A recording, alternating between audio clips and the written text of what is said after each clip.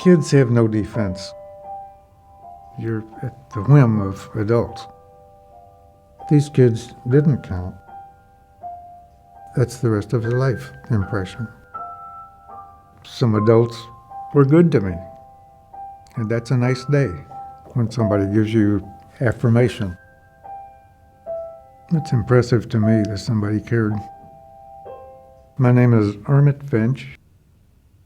I was born June 23rd, 1934, in Little Rock, Arkansas, and behind the state capitol building. We lived next door to a streetcar barn in Little Rock, which is right over by the river. It's on a hill, and I can remember playing on that hill. We'd hit a piece of cardboard and just slide down the grass. My father was a very successful furniture salesman. My mother didn't work, probably because she was catching TB at the time and was not able to help pay any bills. Then things got bad. Back in the 1940s, when tuberculosis jumped all over the country and my parents contracted it, Mother went to Socorro, New Mexico, to a sanatorium, which is the only way to get healed. My father went to the Arkansas Tuberculosis Sanatorium. He lived there. We got to go see him once a week because we lived on campus. He was really incapacitated, couldn't breathe very well. Neither one of them had a chance. She was, we thought, recovering, but I never had any communication with her except letters, which I still have. And she said she was hoping, and then she had a heart attack, so she didn't make it. That, I think, precipitated my father's really going downhill. He died within 30 days, which is incredible. So therefore, we are where? We didn't know where. So the welfare didn't have anything to do with us, so we went and lived on my uncle's farm in Heber Springs, Arkansas. That's where I learned to pick cotton. And over and above the fact that my hair was white, that became my nickname all the way up through, because nobody could say Ermit. It's pretty crude circumstances, and with no outhouse and no running water and no electricity. That's about as primitive as you can get. And that was transferred through the Arkansas welfare system to Bottoms Baptist Orphanage in Arkansas. Such an undesirable place to be. The big boys ran the place. Whatever work they could avoid, the little boys got to do it. I became very adept at hiding. If the big boys didn't like me, man, I'd take off and go back out in the field. Because I was small even then. You can't require, you can't demand, you can't cry. It doesn't help. There was a bad guy, his name was C.R. Pugh. But he put his mark on so many people, so many kids, just whipping without cause. When we were in the dining room, the kids got noisy, he would send a whole bunch of us without meals. Go away. Get out of here.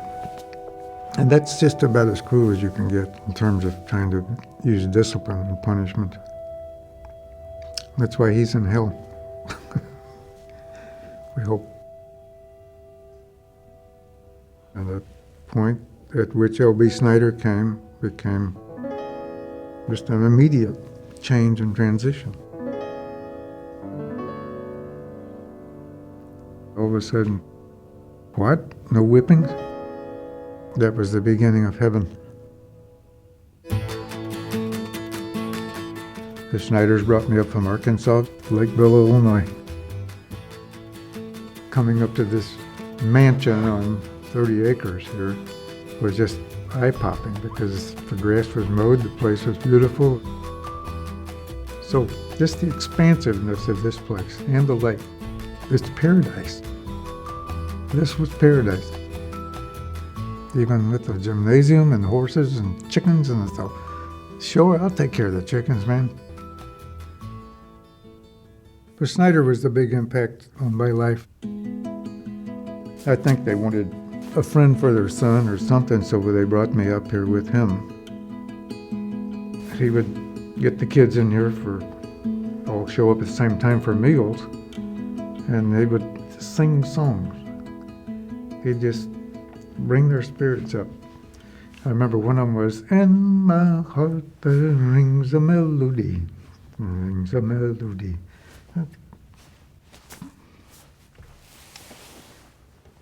So he had a good spirit of making them feel part of a good place to be.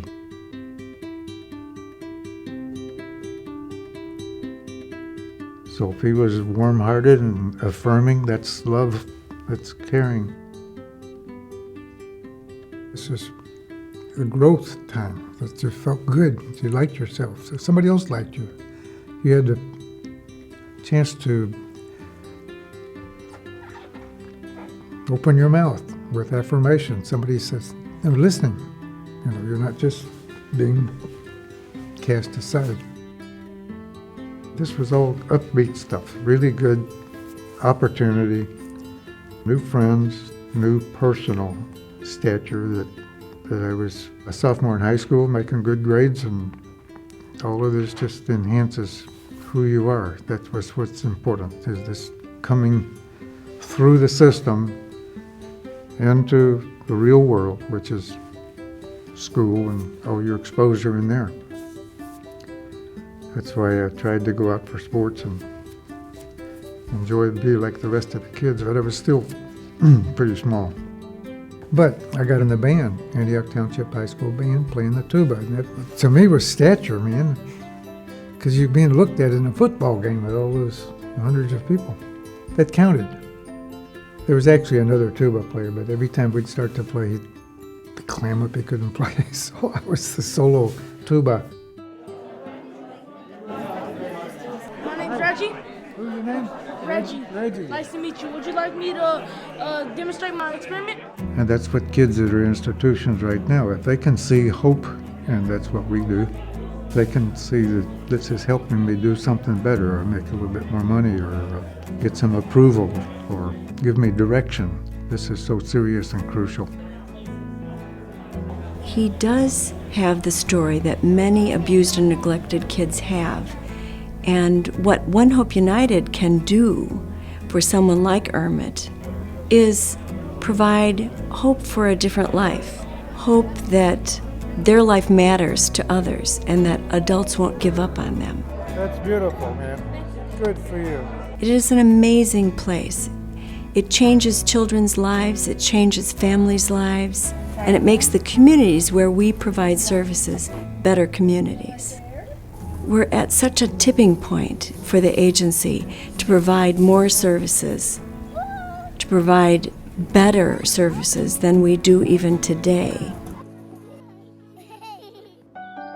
I'd always loved the woods because when we lived in Arkansas, that's where we go.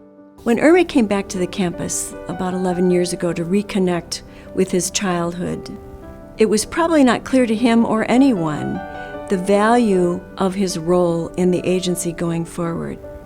He became the first former resident that became a board member. He talked about the agency to anyone who would listen, and he convinced many people to come along the path with One Hope United with him. He shared his resources, his stories, and his heart.